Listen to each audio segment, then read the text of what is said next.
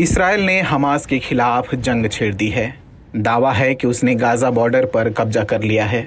इसकी शुरुआत तब हुई जब 7 अक्टूबर 2023 को हमास ने इसराइल पर हमला किया। इसराइल के प्रधानमंत्री नेतन्याहू ने कहा कि क्रूर तरीके से उन पर युद्ध थोपा गया। हमास क्या है, इसका मकसद क्या है, ये इतना ताकतवर कैसे बन गया, इसे पैसे कहां से मिलते हैं, हमास को जानने समझने की कोशिश करते हैं। हमास का पूरा नाम है हरकत अल मुकावामा अल इस्लामिया, यानी इस्लामी प्रतिरोध का आंदोलन। इजिप्ट के मुस्लिम ब्रदरहुड के फिलिस्तीनी ब्रांच का हिस्सा रहे मौलाना शेख अहमद यासीन ने दिसंबर 1987 में हमास का गठन किया। ये ऐसे समय में बना जब फिलिस्तीन में इंतिफादा की शुरुआत हुई, जिसका मकसद इसराइल से आज़ादी हासिल करना और वेस्ट बैंक, गाजा और ईस्टर्न जेरूसलम को इसराइल के कब्जे से मुक्त करना था। 1988 में हमास ने चार्टर जारी किया और अपना मकसद बताया, इसराइल का विनाश और फिलिस्तीन में इस्लामिक समाज की स्थापना। दशकों से चले आ रहे इसराइल और फिलिस्तीन के बीच विवाद को सुलझाने के लिए अंतर्राष्ट्रीय स्तर पर कोशिशें होती रहीं।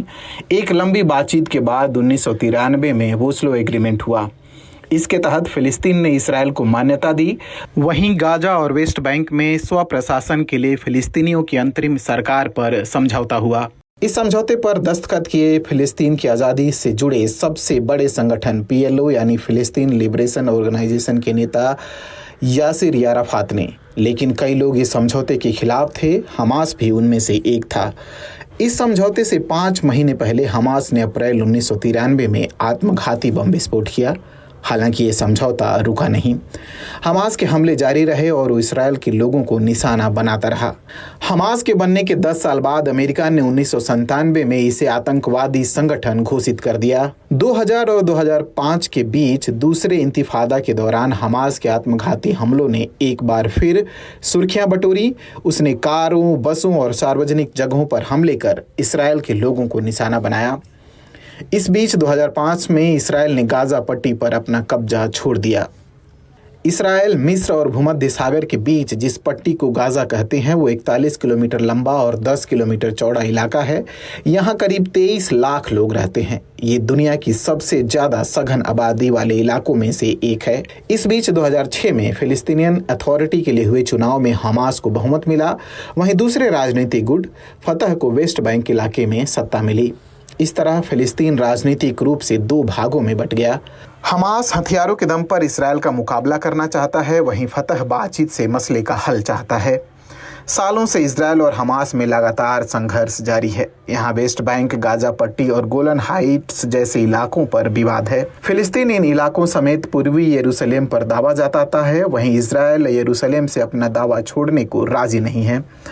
दोनों पक्षों के बीच घातक झड़प 2014 में हुई। 50 दिनों की लड़ाई के दौरान 1462 नागरिकों सहित कम से कम 2251 फिलिस्तीनी मारे गए हैं। वहीं इजरायली पक्ष के 67 सैनिक और 6 नागरिक मारे गए। मई 2021 में हमास ने इसराइल पर लगभग 4000 रॉकेट दागे। इसराइल ने भी पलटवार किया और 11 दिनों तक ये संघर्ष चला। गाजा में 250 और इसराइल में 13 लोग मारे गए। 7 अक्टूबर 2023 को हमास ने एक बार फिर इसराइल पर हमला किया। इसके बाद इसराइल ने हमास के खिलाफ जंग का ऐलान किया।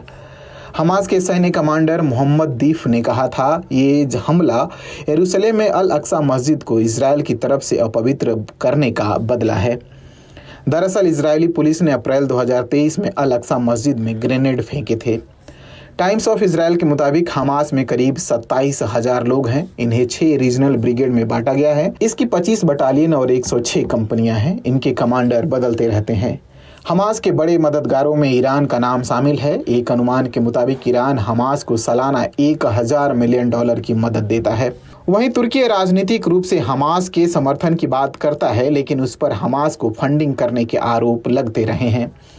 इसके अलावा फिलिस्तीनी प्रवासियों और फारस की खाड़ी के प्राइवेट डोनर्स इस्लामिक चैरिटी पर हमास के समर्थित ग्रुप को पैसे देने के आरोप लगते रहे हैं। हमास के समर्थक और विरोधी दोनों हैं। विरोधी जहां हमास को आतंकवादी संगठन बताते हैं जो आम नागरिकों को निशाना बनाते हैं, वहीं हमास के समर्थक कहते हैं कि इसराइल ने फिलिस्तीनी इलाकों पर कब्जा किया। इतना वक्त बीत जाने के बाद भी अंतर्राष्ट्रीय संस्थाएं कब्जा खाली नहीं करवा सकी, न ही फिलिस्तीन को उसका हक दिलवा पाई।